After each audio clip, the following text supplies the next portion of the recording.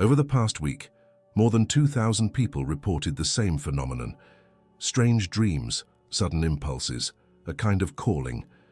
Not a voice, not a vision, just an internal pull that appeared without warning. People who never spoke to each other, describing the same sensation, using almost the same words. But that leads to the question no one knows how to answer yet. A calling from what? From the outside, nothing seems different. Life continues. Schedules hold. Conversations sound normal. But inside, something feels slightly misaligned, as if an inner rhythm has changed. You may wake up with a sense of urgency that has no clear cause, or feel drawn toward choices you had already decided to postpone. It's subtle enough to doubt, yet persistent enough to ignore. This calling doesn't ask for belief, it doesn't demand attention, it simply waits to be noticed. And once you notice it, even for a second, it becomes harder to pretend you didn't. Something invisible has shifted, not in the world but in how you meet it. When the emerald signal awakens, nothing dramatic happens on the outside. No flash, no voice, no event you can point to and say, that was it. What shifts is quieter and far more destabilizing. It begins as a subtle rearrangement inside you, like furniture being moved in a dark room while you're still trying to sleep. You wake up sensing that something is different, but you can't immediately explain what changed. The signal is not information. It doesn't arrive as a message you can analyze. It arrives as a frequency, an internal pressure that gently disrupts your usual way of organizing reality. Thoughts that once felt solid lose weight. Certainties you relied on start to wobble.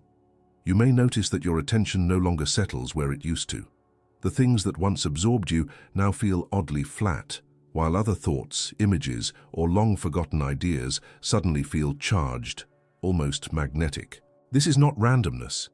The emerald signal doesn't add anything new to you. It reorders what is already there. Like a tuning fork placed near an instrument, it brings certain inner strings into resonance and leaves others silent. That's why it feels intimate, even personal. Two people can live through the same week, the same news cycle, the same routines, and only one of them feels this internal rearrangement. The signal doesn't move through crowds. It moves through readiness, even when you don't consciously feel ready at all. As it activates, perception subtly shifts. You start noticing patterns where before you saw coincidence, not in a mystical, exaggerated way, but in a grounded, almost uncomfortable way. Conversations repeat the same themes. Books open to pages that echo your private questions. Old memories surface without warning, not to trap you in the past, but to show you unfinished threads. It can feel unsettling because the mind prefers stability, and this frequency is not interested in keeping things stable. It is interested in coherence. One of the first things people misunderstand about this activation is assuming it should feel peaceful. Often it doesn't. The emerald signal exposes misalignment, and exposure rarely feels calm at first. If you've been living slightly off-center from what you know is true, the signal doesn't correct you gently. It applies pressure. That pressure shows up as restlessness, a sense that something needs to change even if you don't know what. You might feel pulled toward decisions you had postponed for years, while the reasons you used to delay them suddenly sound hollow.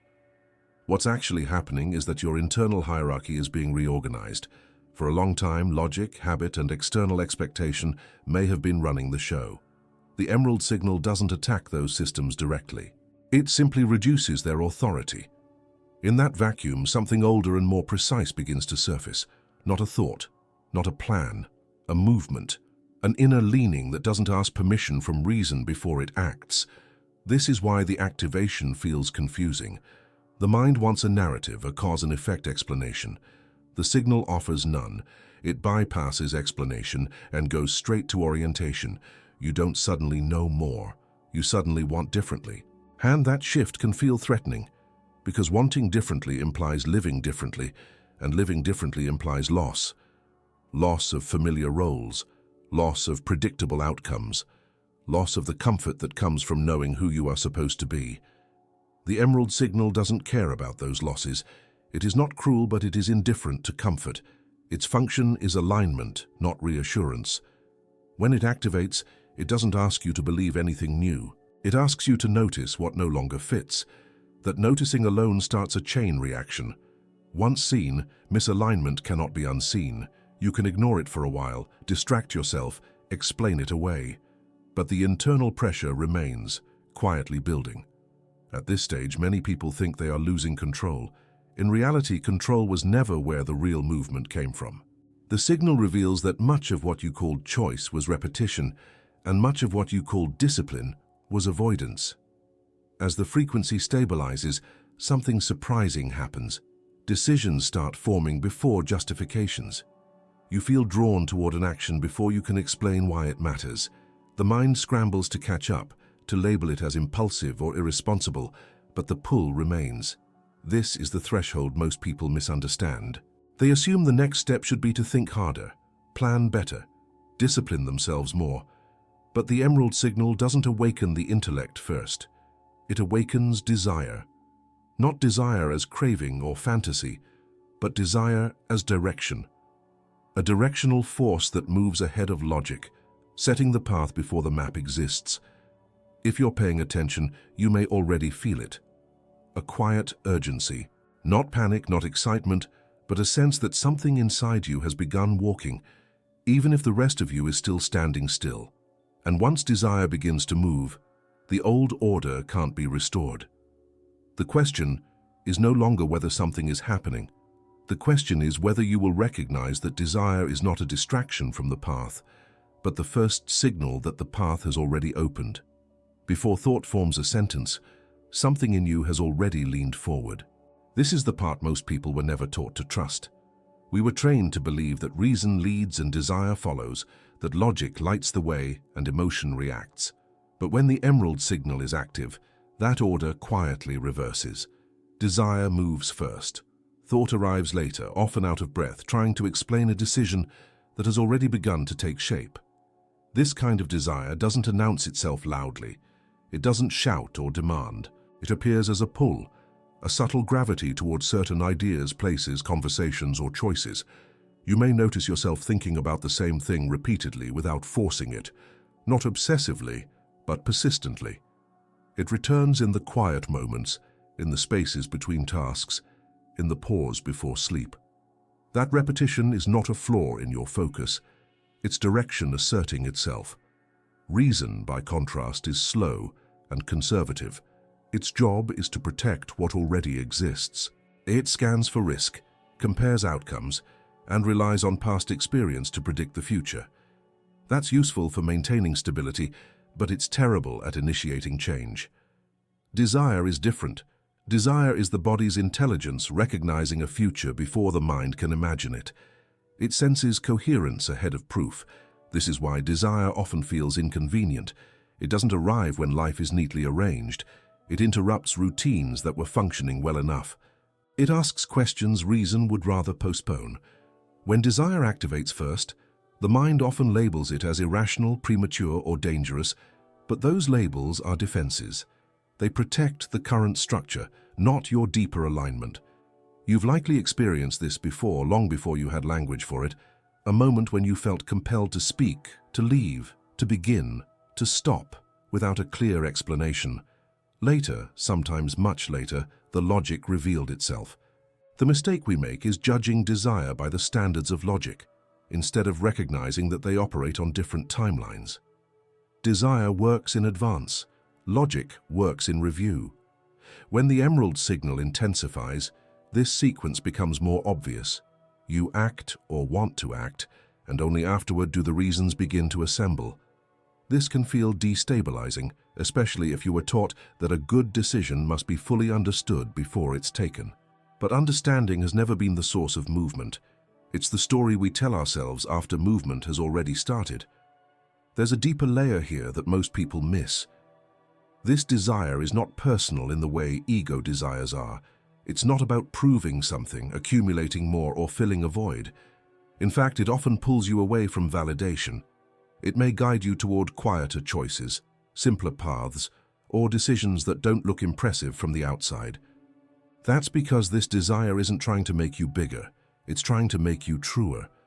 Reason struggles with that.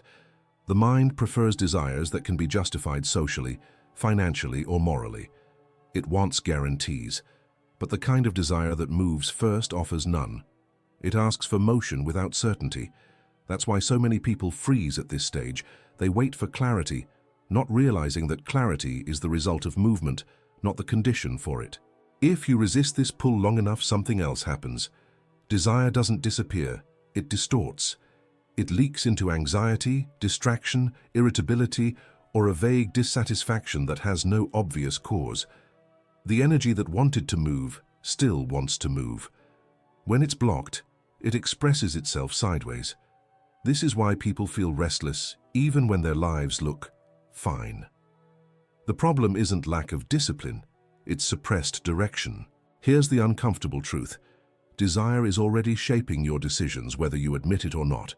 The difference is whether it does so consciously or unconsciously. When ignored, it drives you from the shadows, influencing choices you later rationalize as accidents or obligations. When acknowledged, it becomes clean, direct, less dramatic, not more. The mind fears that trusting desire will lead to chaos, but chaos usually comes from conflict, not movement. Conflict between what you feel drawn toward and what you allow yourself to admit. When those two align, something stabilizes, not immediately, but perceptibly. You begin to sense which desires carry weight and which are just noise. That discernment doesn't come from thinking harder. It comes from paying attention to how your body responds before your thoughts intervene. You may notice that some desires exhaust you just by imagining them, while others energize you even when they seem difficult. That difference matters. Desire that moves first carries energy with it. It doesn't drain you, it organizes you. And once you start noticing that distinction, you can no longer pretend all wants are equal. This is the threshold where many people make a critical mistake. They try to bring desire back under control, to discipline it, manage it, tame it. That impulse feels responsible, even mature. But it misunderstands the nature of what's happening. You're not dealing with a problem to be solved. You're encountering a force that doesn't respond to force. And as soon as the urge to control desire appears, another question quietly forms beneath it, waiting for attention. What happens when discipline tries to lead something that was never meant to follow? When desire starts to move, the reflex to control it appears almost instantly. It's subtle, often disguised as responsibility or maturity. You tell yourself you're being careful, grounded, realistic. You reach for discipline the way you were taught to, as a tool to restrain, to regulate, to keep things from getting out of hand. On the surface, this looks wise. Beneath it, something else is happening. Discipline was never designed to lead desire. Its role was to support direction, not to replace it. But most people were taught the opposite. They were taught that desire is wild, unreliable, even dangerous, and that order must be imposed from above. So when desire rises with unexpected force, the first impulse is to clamp down, to contain it before it disrupts the life you've carefully arranged. The problem is that desire doesn't respond to pressure the way habits do. You can discipline a routine, you can discipline a schedule, you can even discipline certain behaviors. But desire operates at a different depth. When you try to control it, it doesn't submit. It goes underground. And what goes underground doesn't disappear. It mutates. This is where confusion begins. You may notice yourself becoming more rigid, more tired, more self-critical. You push yourself harder, convinced that if you just apply enough structure, the internal tension will resolve. But the tension isn't coming from a lack of discipline. It's coming from a misalignment between movement and restraint. You're using the wrong tool for the wrong task. Ancient traditions hinted at this, though the language was different. They understood that desire is closer to fire than to water. Fire can't be extinguished by adding fuel, but it also can't be extinguished by denial alone. Smothering it creates smoke. Uncontrolled, it burns everything. The skill was never about suppression. It was about orientation. Modern culture lost that distinction. Discipline became a moral badge, a sign of worth. Desire became suspect, something to be justified or tamed. So when the emerald signal activates and desire moves first, many people panic internally. They mistake intensity for danger. They assume that if they don't rein it in immediately, something will go wrong. What actually goes wrong is the act of reining it in. The moment discipline tries to dominate desire, an internal split forms. One part of you moves forward, another part pulls back. Energy that could have gone into clarity is diverted into inner conflict. You start negotiating with yourself, setting conditions, making promises you don't intend to keep. Later, when things calm down, after I'm more prepared.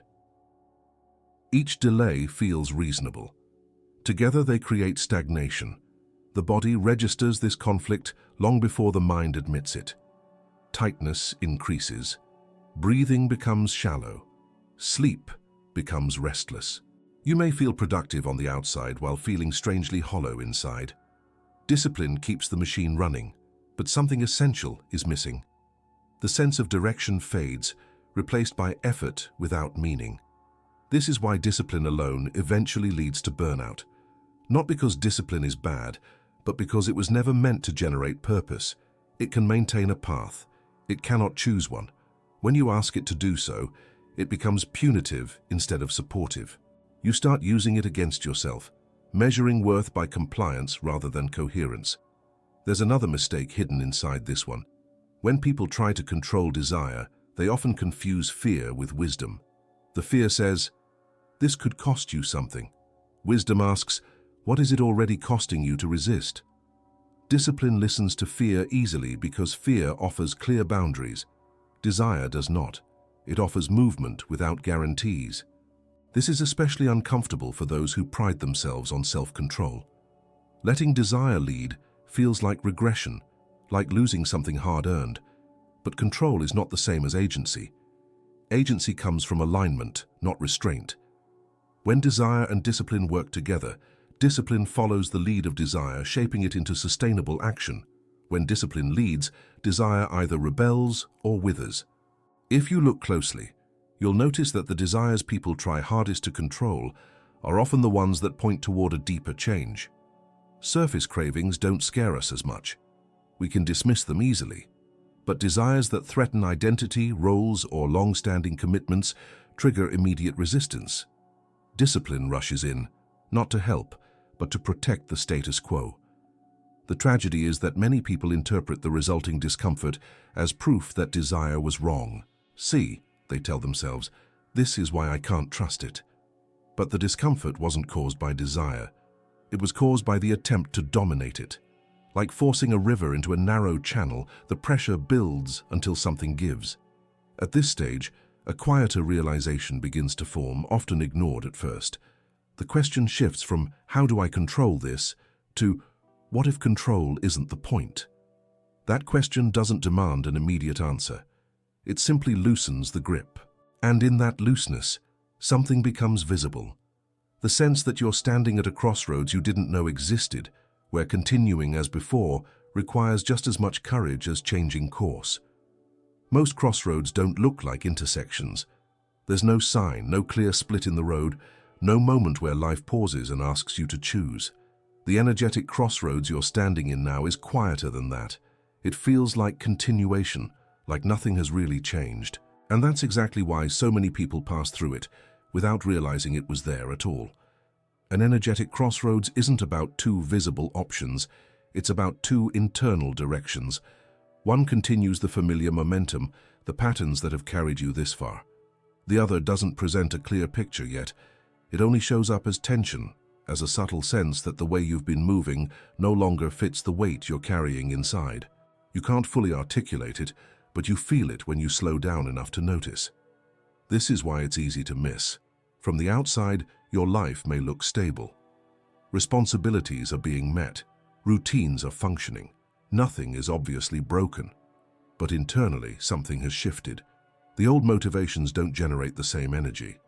The rewards you used to work toward feel strangely distant, as if they belong to a different version of you. You tell yourself you're just tired, or going through a phase, but phases pass. This feels different, it lingers. At an energetic crossroads, the past and the future pull on you at the same time. The past pulls with familiarity, with known costs and predictable outcomes. The future pulls without images, without promises. It doesn't offer reassurance, it offers direction without detail. and the mind, trained to choose based on evidence, naturally sides with the past. At least the past can be explained. What makes this moment critical is that not choosing is also a choice. Energy doesn't stay neutral. When desire has begun to move and discipline has failed to suppress it, something must resolve. Either the structure of your life adapts to the new direction, or the new direction gets buried under structure. Both paths require energy. One leads to alignment, the other leads to fragmentation. You might notice this fragmentation in small ways. You say yes when you mean no. You feel irritation at things that never bothered you before. You start fantasizing about escape, not because you want to leave everything behind, but because staying exactly as you are feels heavier each day. These are not signs of weakness. They are signals of pressure building at the intersection. The word energetic matters here.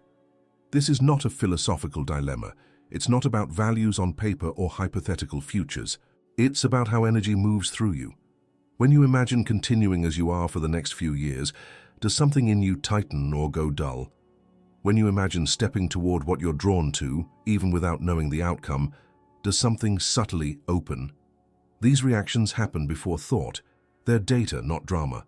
Most people ignore this data because it doesn't fit into spreadsheets or conversations. It can't be easily explained to others, and often not even to yourself. So you default to momentum. You keep going because stopping would require admitting that something fundamental has changed, and that admission feels risky. It threatens identities built over decades. But the crossroads doesn't disappear when ignored. It becomes louder in indirect ways. Your tolerance for inauthentic situations drops. Your patience thins. You begin to feel out of place in rooms where you once felt competent. None of this means you're failing. It means the internal map you've been using no longer matches the terrain you're walking. Here's the part almost no one tells you. You don't feel ready at an energetic crossroads. Readiness is a myth created by the mind to delay movement. If you felt fully prepared, this wouldn't be a crossroads. It would be a scheduled transition. Crossroads are defined by ambiguity. They demand response before certainty. This is where people start searching for signs, confirmations, permissions. They wait for clarity to arrive from the outside, but clarity at this stage doesn't come as information. It comes as relief or resistance when you consider moving in one direction or the other. The body knows before the story does. Ignoring this moment doesn't keep things neutral. It slowly drains vitality. Life becomes something you manage rather than participate in. You do the right things, say the right words, and still feel oddly disconnected, as if you're watching yourself from a distance. That distance is the cost of postponement. The emerald signal didn't activate to make you uncomfortable for no reason. It activated to bring you to this intersection where continuation and coherence diverge. You may not see two roads, but you can feel the difference between drifting and choosing. And as this pressure builds, it starts to show up not just in your thoughts, but in your nervous system, in your sleep, in your moods, creating symptoms that seem unrelated at first, but are anything but. When the internal shift begins, the body is often the first to speak. Not in clear sentences, but in sensations that are easy to misinterpret. Anxiety appears without an obvious trigger. Sleep becomes lighter, fragmented, or elusive. Thoughts scatter, then loop, then dissolve into a vague sense of mental fog. Most people assume something is wrong with them. They search for fixes, labels, explanations. But what if these experiences are not malfunctions and not warnings of collapse, but signs of reorganization? Anxiety in this context is not fear of something specific. It's energy without a clear outlet. When desire starts moving and the old structures resist, that energy has nowhere to go. It circulates instead. The nervous system reads this circulation as alertness without resolution. Your body stays on standby, as if waiting for a signal that never quite arrives. You may feel tense even during calm moments, uneasy without knowing why. This isn't weakness, it's momentum meeting obstruction. Insomnia follows a similar pattern. Sleep requires a sense of safety and completion, a feeling that the day has settled. But when your internal direction is unresolved, nothing fully settles. Even when you're exhausted, something inside you remains awake, attentive, listening. You may wake in the early hours with a mind that's strangely clear and restless at the same time, not racing with obvious worries, but alert, as if there's something important you're supposed to remember. Confusion often completes the trio. It shows up as difficulty making decisions that used to be easy. You second-guess yourself. You feel torn between options that all seem inadequate. This confusion isn't a lack of intelligence or focus. It's the mind trying to operate with an outdated map. The internal landscape has changed, but the mental tools you're using belong to a previous version of you. Of course, things feel unclear. You're navigating new terrain with old coordinates. What makes these symptoms so unsettling is that they don't follow a linear logic. They come and go. One day you feel sharp and calm, the next day restless and scattered. This inconsistency leads people to doubt themselves. If this were real, they think, wouldn't it be clearer? But transformation rarely announces itself with consistency. It arrives in waves, testing the system, pulling back, then pressing again. There's also a deeper layer to this discomfort. As the emerald signal reorganizes perception, the stories you've been telling yourself for years begin to loosen. Stories about who you are, what you want, what you're capable of. When those stories weaken, even temporarily, the ego experiences it as disorientation. The mind likes continuity. When continuity is interrupted, it sounds an alarm. Anxiety is often that alarm. Many people try to quiet these symptoms by returning to old coping strategies. More control, more distraction, more productivity. They fill their schedules, numb themselves with noise, or double down on routines that once worked. These strategies may reduce the intensity for a while, but they don't resolve the underlying tension. They treat the signal as a problem to be silenced rather than information to be understood. There's a crucial distinction here. Pathological anxiety narrows your world. This kind of activation-related anxiety widens it, even if that widening feels overwhelming at first. You become more sensitive, not less. More aware of inconsistencies, of misalignment, of emotional undercurrents you once ignored. The cost of this awareness is temporary discomfort. The benefit is accuracy. Sleep disturbance follows the same logic. The nights feel longer because something in you is recalibrating. The subconscious is busy integrating material that was previously suppressed or ignored. Dreams may become vivid or strange, or you may feel as though you're thinking even while asleep. This isn't your mind breaking down. It's your mind working overtime to catch up with a shift that didn't ask for its permission. Confusion, too, has a function. It slows impulsive decisions based on outdated motivations. It creates a pause, a gap where observation can begin. Without confusion, you might rush to resolve the tension in familiar ways, locking yourself back into patterns that no longer fit. Confusion keeps you open, even when openness feels uncomfortable. The danger is mislabeling these symptoms as purely negative. When that happens, you fight them, suppress them, or judge yourself for having them. That judgment adds another layer of tension. The nervous system tightens further. What began as a signal becomes a struggle, if instead you allow for the possibility that these experiences are messages rather than mistakes.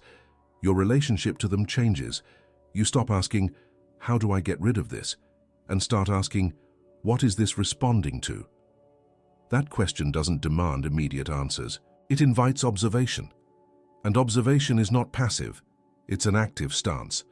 While reaction keeps you trapped inside the symptoms, observation creates a slight distance. In that distance, you begin to notice how quickly emotions arise, how thoughts latch onto them, how narratives form almost automatically. You start to see the machinery of your inner world at work. This is the point where another shift becomes possible. If you continue reacting, you remain programmable, shaped by every emotional spike and mental loop. But if you learn to observe without immediately intervening, you step outside the automatic patterns that have been running you for years, and that's when the real reprogramming of reality quietly begins. Something is being rewritten, but not in the way most people imagine. There is no external reset, no sudden collapse you can point to on a calendar. The reprogramming happens quietly, through repetition, emotion, and attention. Reality doesn't change first. The way you relate to it does. And that shift, almost invisible at the start, determines what you experience as possible or impossible in the months ahead. Every moment you react without noticing, a pattern strengthens. A thought appears, an emotion follows, a behavior locks in. Over time, this loop becomes automatic. You stop choosing it and start living inside it. This is how reality programs itself through you, not by force but by familiarity. The emerald signal disrupts this familiarity. It creates just enough friction for you to notice the loop while it's running. This is why becoming an observer matters now, not later. Observation interrupts automation. The moment you see a reaction forming without immediately obeying it, something fundamental changes. You step out of the program and into awareness of it. That awareness doesn't need to be dramatic or spiritual. It's simple, even mundane. You notice how quickly your mind labels an experience as good or bad. You notice how certain emotions trigger predictable stories. You notice how the body tightens or leans forward before a thought finishes. Most people think observation means detachment or distance. It doesn't. It means intimacy without entanglement. You're close enough to feel what's happening, but not so close that you're pulled into acting it out automatically. This position is subtle and, at first, uncomfortable. The mind wants resolution. It wants to act, decide, fix. Observation delays that impulse just long enough for a different response to become possible. The hidden reprogramming works both ways. If you remain reactive, the environment, the media you consume, the emotional tone of others, all shape your inner world without your consent. You absorb their urgency, their fears, their priorities. You call it the way things are. But when you observe, you begin to see how much of what you feel isn't actually yours. It's borrowed, absorbed, repeated.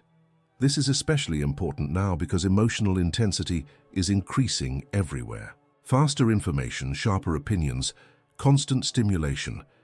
The nervous system is being trained to respond quickly and often. Reaction becomes a habit. Observation becomes rare. In that landscape, whoever controls attention controls experience. Not in a conspiratorial sense, but in a psychological one. Attention is the gateway through which reality enters you. When you observe, you reclaim that gateway. You notice how certain headlines spike your body before you finish reading. You notice how certain conversations leave you drained or agitated. You notice how your mood shifts after scrolling, watching, listening. None of this requires judgment. It requires noticing, and noticing creates choice. At first, observation feels like standing still while everything else moves. You may feel slower, less decisive. That's temporary. What's actually happening is recalibration. You're learning the difference between impulse and signal, between conditioned reaction and authentic movement. Without this pause, desire itself gets hijacked by external noise. You think you want something, but what you really want is relief from stimulation. The emerald signal amplifies this distinction. It sharpens sensitivity. You feel the cost of unconscious reactions more clearly. A single argument can linger for hours. A careless decision echoes longer than before. This isn't punishment, it's feedback. The system is becoming more responsive, more precise. In such a system, observation isn't optional, it's protective. There's another layer to this reprogramming that's easy to miss. As you observe, the stories you've been telling yourself start to lose authority. Not because you argue with them, but because you see them forming. You notice how quickly you move into roles: the responsible one, the victim, the fixer, the skeptic. These roles once helped you survive. Now they limit perception. Observation doesn't destroy them. It loosens their grip. This loosening can feel like emptiness at first. If you're not immediately reacting, who are you? If you're not following familiar scripts, what guides you? This is where many people retreat back into old patterns. The unknown feels too exposed, but if you stay with the observation, something else begins to emerge. A quieter clarity, a sense of timing. You start to feel when action is aligned and when it's just noise demanding release. Observation doesn't make you passive, it makes your actions cleaner, fewer, but more precise. Instead of reacting to everything, you respond to what matters. Instead of being pulled in 10 directions, you feel drawn in one. This is how reality begins to reorganize around you, not because you force it to, but because your participation changes. And yet, observation alone is not the end of the process. It's a threshold, a way of seeing clearly enough to recognize another trap that waits just ahead, the belief that there will be a perfect moment to act, a time when uncertainty dissolves and movement becomes safe. That belief feels reasonable. It sounds patient. But in a system that responds to motion, waiting carries a cost you may not have calculated yet. Waiting feels responsible. It sounds like patience, wisdom, maturity. You tell yourself you're not avoiding action. You're just being careful. You're gathering information, watching how things unfold, giving yourself time. On the surface, this makes sense. But beneath it, another pattern is at work, one that quietly keeps you frozen while life continues to move without you. The idea of a right moment belongs to a linear view of time, a belief that life unfolds in a clean sequence: prepare, then act, understand, then move, feel ready, then decide. But when the emerald signal is active, time no longer behaves that way. Cause and effect blur. Decisions don't wait for certainty. They generate it. Movement doesn't follow clarity. It creates it. This is why waiting now feels different than it used to. It's not restful, it's tense. You're not pausing to integrate, you're holding your breath. The body knows this before the mind admits it. There's a subtle contraction, a sense of being slightly behind, even when nothing obvious is wrong. That's the cost of waiting in a system that responds to motion, not intention. The trap is subtle because waiting offers relief. It postpones risk. It delays the discomfort of stepping into the unknown, and it gives the mind something to do. Analyze, compare, plan. Activity without commitment feels productive, but internally energy stagnates. Desire, which was meant to move first, starts circling instead. What began as direction turns into restlessness. Linear time suggests that if you wait long enough, conditions will improve, that the fog will lift on its own, that the fear will fade. But fear doesn't fade through waiting. It fades through contact. Clarity doesn't arrive by standing still. It arrives by engaging with reality and letting reality respond. Without that feedback, the mind fills the gap with speculation. This is why people often feel more confused the longer they wait. They assume waiting will simplify things, but it multiplies possibilities instead. Every unchosen option remains open, demanding attention. The mental load increases. The sense of self fragments. You begin to doubt your instincts, not because they're wrong, but because you've trained yourself not to trust them. There's also a quiet grief hidden in waiting. Each delayed action subtly reinforces the belief that you're not ready yet, that something essential is missing. Over time, that belief hardens into identity. You become someone who is almost there, always preparing, always on the verge. It feels safe, but it's deeply unsatisfying. When linear time dissolves, the question shifts. It's no longer, is this the right moment? But is this the direction? Direction doesn't require perfect timing.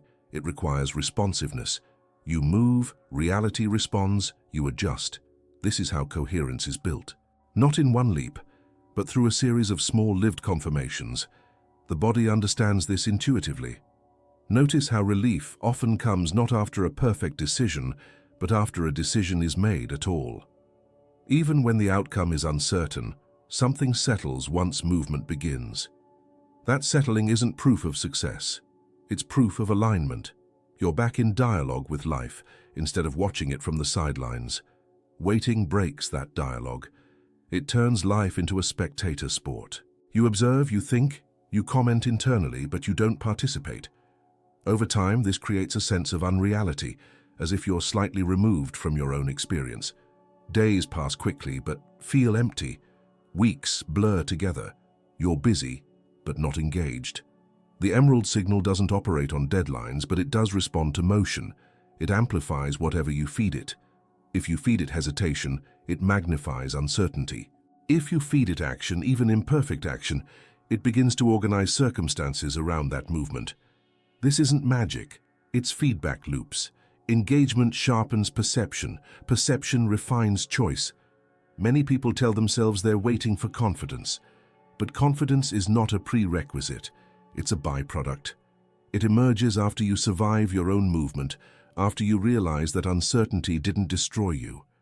Each step builds evidence, not in the abstract, but in the body. The hardest part is letting go of the fantasy that there will be a moment without risk. That moment doesn't exist. There is only now, with its incomplete information and uneven ground. Linear time promised safety through delay. But in a non-linear reality, delay is just another form of movement, one that carries you further from coherence. As this becomes clearer, another realization begins to surface, one that challenges everything you were taught about desire. If movement creates clarity and waiting distorts it, then perhaps desire itself is not the problem. Perhaps the real danger lies in misreading desire as chaos, when it may be the only compass left that still points home. For a long time, desire was framed as something dangerous, unstable, a force that, if followed, would scatter your life in 100 directions. You were taught that structure keeps you safe, and that desire, left unchecked, leads to chaos. What was never explained is that this only applies to unaligned desire, the kind that tries to fill emptiness, escape discomfort, or prove worth. Aligned desire behaves very differently. Aligned desire is quiet. It doesn't shout or rush. It doesn't demand immediate gratification. It persists. It returns when distractions fade. It remains even when you talk yourself out of it. This persistence is often mistaken for obsession or restlessness, but it's neither. It's orientation. A steady inner pull toward coherence. Chaos doesn't come from following desire. It comes from following many conflicting desires at once, or from following desires that were never truly yours to begin with. Much of what people call desire is actually conditioning. Expectations absorbed from family, culture, fear, or comparison. Those wants feel urgent but hollow. They spike and fade. Aligned desire, by contrast, deepens over time. The more you ignore it, the heavier it feels. This is why aligned desire often points you towards simplicity rather than excess. It may guide you away from certain ambitions, relationships, or identities that no longer fit. From the outside, this can look like loss. From the inside, it feels like relief mixed with fear. Relief because something false is loosening. Fear because the false was familiar. Aligned desire doesn't promise ease, it promises integrity. When you follow it, life may not get immediately smoother, but it gets clearer. Choices start making sense in the body before they make sense in the mind. You notice that certain actions, even difficult ones, leave you feeling more settled afterward. Other actions, even comfortable ones, leave you drained. This contrast becomes your compass. One of the reasons this truth was never emphasized is that aligned desire can't be standardized. There's no formula, no checklist. It doesn't respond to rules. It requires attention, presence, the willingness to feel into decisions rather than just think them through. That's inconvenient in a culture that values speed and certainty. Aligned desire also asks you to release a particular illusion, that your life needs to look a certain way to be valid. When desire is aligned, it's not concerned with appearances, it's concerned with fit. It asks, does this match who you are becoming? Not how will this be perceived? That question can feel destabilizing if much of your identity was built around external validation. Another misconception is that following aligned desire means acting on every impulse. It doesn't. Impulses are noisy.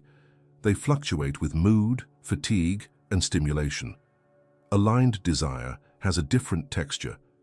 It feels grounded, even when it's uncomfortable. There's a sense of rightness that doesn't depend on excitement. You may feel nervous but not scattered, challenged but not torn. As you learn to recognize this difference, trust builds naturally. Not blind trust, but experiential trust. You begin to see that when you honor aligned desire, even in small ways, life responds. Conversations open, resources appear, not magically but causally. You're moving in sync with your own energy, and that coherence ripples outward. This is what it means to be guided home. Not to a place, but to a state of internal congruence, a feeling of being where you are, doing what you're doing, without the constant background noise of self-betrayal. Home is not comfort, it's alignment. And alignment has a stabilizing effect. It reduces unnecessary friction. It clarifies priorities. It simplifies decisions. People fear that if they follow desire, they'll lose control.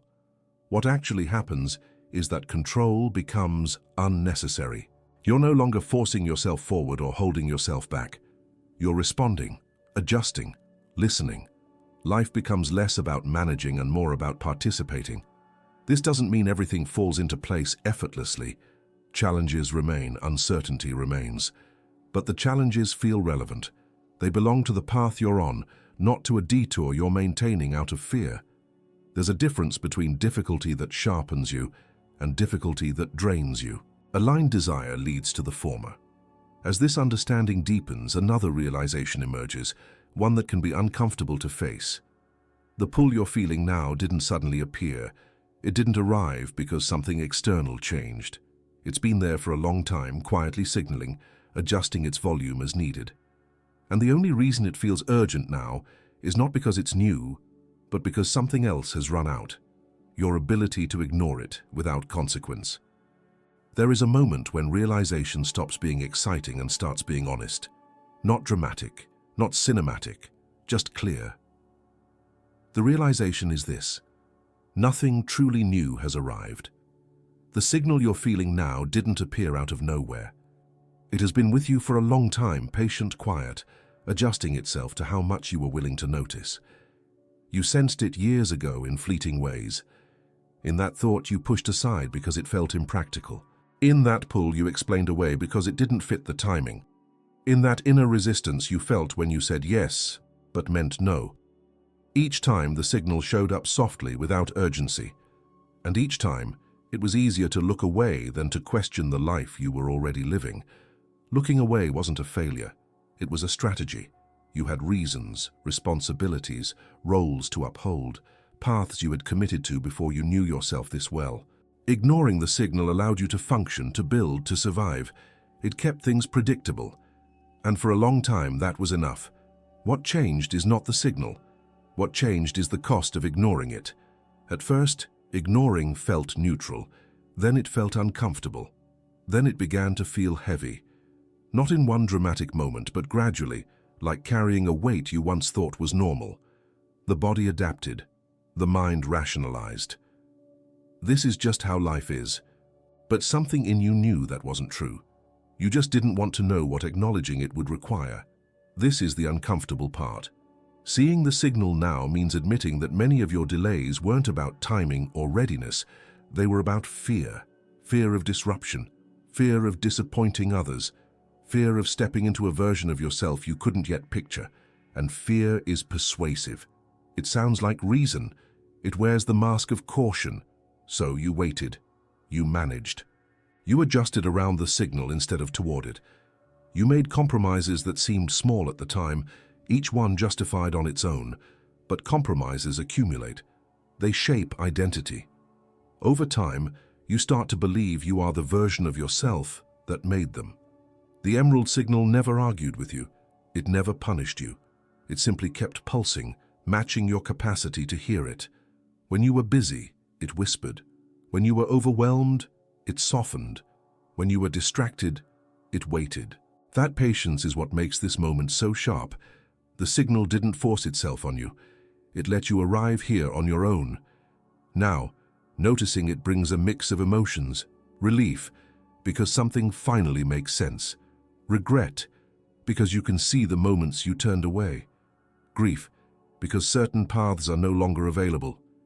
This mix can be heavy, and many people try to avoid it by reframing the past or blaming circumstances. But this isn't about blame. It's about accuracy. Accuracy requires acknowledging that you knew more than you allowed yourself to admit. This doesn't mean you should have acted sooner. It means you are able to act now. The signal respects timing, even when it challenges excuses. You couldn't see clearly before because seeing clearly would have demanded movement you weren't ready to make. Now the readiness is not emotional comfort. It's necessity. The old strategies no longer work. The distractions no longer satisfy. The compromises no longer hold. This is why the signal feels louder now, not because it's shouting, but because everything else has gone quiet. The noise of justification, of busyness, of postponement has thinned. What remains is a simple, persistent knowing. Not about every detail, just about direction.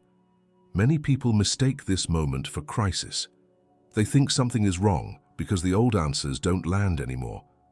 But this is not collapse, it's exposure. You're seeing yourself without the filters that once kept things manageable. That exposure is uncomfortable, but it's also clean. There's less self-deception available. You may notice a new honesty emerging in small ways. You're less willing to pretend interest, less able to tolerate misalignment, less patient with narratives that keep you small. This isn't bitterness, it's clarity, and clarity has a way of stripping away excuses without replacing them with comforting alternatives. The signal has always been about this moment of recognition, not to shame you for the past, but to free you from repeating it.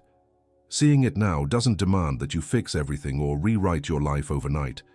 It asks for something simpler and more difficult at the same time, that you stop pretending you don't know. From here on, pretending becomes expensive. Every choice carries feedback. Every delay registers.